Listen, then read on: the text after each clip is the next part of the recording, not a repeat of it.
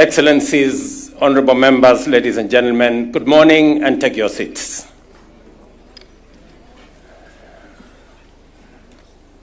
Allow me, at the onset, to welcome all our guests from the different parts of this globe, our friends from America, from Europe, from Asia, and of course our brothers and sisters from our continent.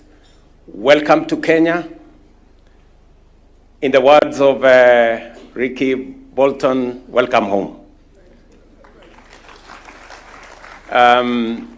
This is an important occasion for us to come together as a nation to reflect on what God has done for us. And as we gather here this morning,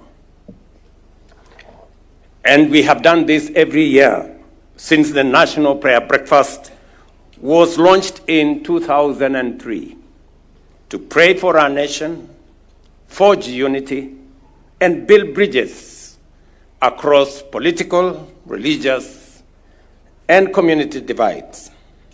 Our presence today affirms the National Prayer Breakfast's pivotal role as one of Kenya's most unifying platforms for national reflection, grounded in the bipartisan and interfaith commitment of our nation and led by our parliament. The scripture in Nehemiah 2:20 tells us, "The God of heaven will prosper us. Therefore we, his servants, will arise and build." It is on that basis that we have this year's theme.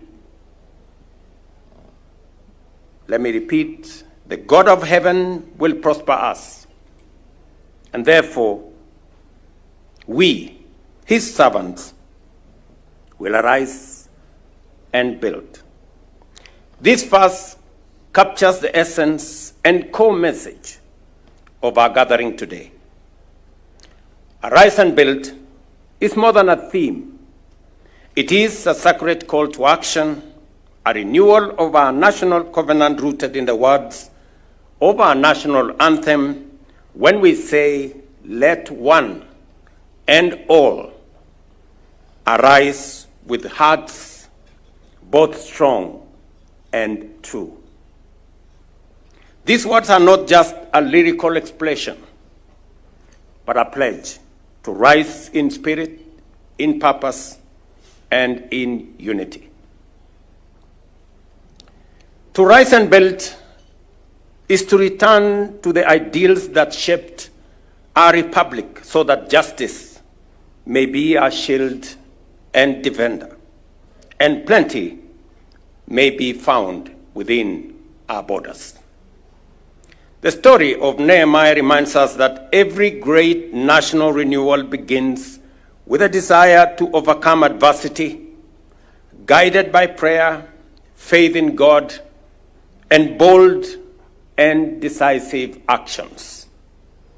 Like Nehemiah, who sought and received the king's favor to build Jerusalem's broken walls, we too have received divine permission through the will of the people of Kenya in our election and the favor of history to arise and build our nation, Kenya, into a stronger, fairer, more inclusive, and united country.